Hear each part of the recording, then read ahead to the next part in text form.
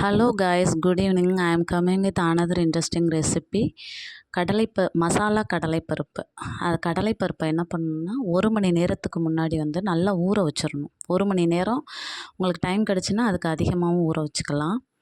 ஊற வச்சுட்டு அதை நல்லா வாஷ் பண்ணிவிட்டு கிச்சன் டவலில் அதை நல்லா ட்ரை பண்ண விட்டுறணும். தண்ணி எதுவுமே இருக்கக்கூடாது.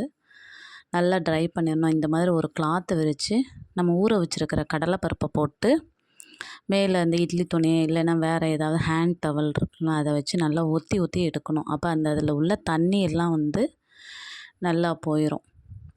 நல்லா தண்ணி எல்லாம் வந்து அந்த துணியை அப்சர்வ் பண்ணிவிட்டு வெறும் கடலைப்பருப்பு இருக்கும். அதை வந்து இன்னொரு பிளேட்டில் மாற்றி ஃபேனுக்கு அடியில் ஒரு 10 மினிட்ஸ் ஆர் 15 மினிட்ஸ் அப்படியே விட்டுறணும். அந்த உள்ளக்க உள்ள அந்த தண்ணி சொட்டு சொட்டாக அந்த இல்லாமல் அந்த கடலைப்பருப்பு வந்து நல்லா காஞ்சிடணும்.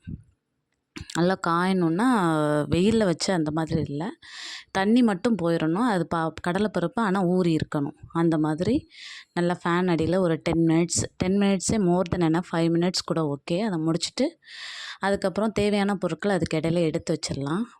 மிளகாய் பொடி, வெள்ளைப்பூடு, கருவேப்பிலை, உப்பு, பெருங்காய பொடி, இது எல்லாத்தையும் ரெடி பண்ணி வச்சுட்டு இப்போ நம்ம வந்து அந்த ஃபேன் கடியில் ட்ரை பண்ணி வச்சுருக்கிற கடலைப்பருப்பை எண்ணெயில் ஊற்றி கொஞ்சம் கொஞ்சமாக வறுத்து ஒரு பாத்திரத்தில் போடணும். இதுக்கு வந்து நான் வந்து ஒரு சில்வரில் உள்ள ஒரு ஃபில்டர் எடுத்து நான் இந்த வீடியோவில் காமிக்கிற மாதிரி இந்த மாதிரி இது வந்து கொஞ்சம் ஃப்ரை பண்ணி கொஞ்சம் போடணும்.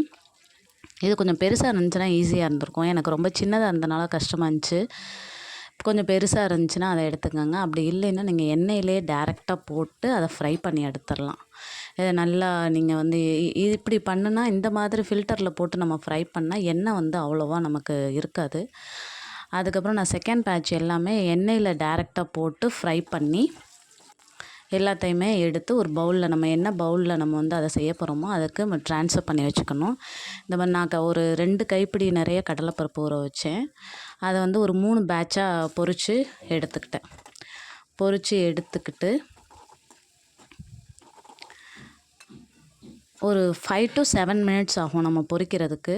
அதுக்கப்புறம் நம்ம வச்சுருக்கிற இன்க்ரீடியன்ட்ஸ் பூண்டு வந்து நல்லா தட்டி சேர்த்துக்கணும். முழுசாக போடக்கூடாது. தட்டி தோலோட சின்ன பூண்டை ரசப்பூடுன்னு சொல்லுவோம்ல, அந்த பூடை எடுத்துக்கணும். பெரிய பூடெல்லாம் கொஞ்சம் வேகும்போது டைம் ஆகும். அதை மென்னும் சாப்பிட மாட்டாங்க கிட்ஸு, நம்மளுமே சாப்பிட மாட்டோம். அதனால் அந்த சின்ன பூடை எடுத்து அதை தட்டி அதை வறுத்து போட்டுக்கணும். அப்புறம் கருவேப்பிலை போட்டு அதையும் வறுத்துக்கணும். அதுக்கப்புறம் மிளகாய் பொடி ஆட் பண்ணணும். உப்பு, பெருங்காயம் எல்லாத்தையும் போட்டு நல்லா மிக்ஸ் பண்ணணும். நான் வச்சுருக்கிற பவுல் வந்து சின்னதாக இருந்தனால எனக்கு பத்தலை. அதை பெரிய பவுலில் ட்ரான்ஸ்ஃபர் பண்ணி நல்லா மிக்ஸ் பண்ணிக்கிட்டேன். see the real sound of the dish. இதோட ரியல் சவுண்ட் பாருங்கள், ட்ரை பண்ணுங்கள். Thank you guys. Please subscribe for more recipes.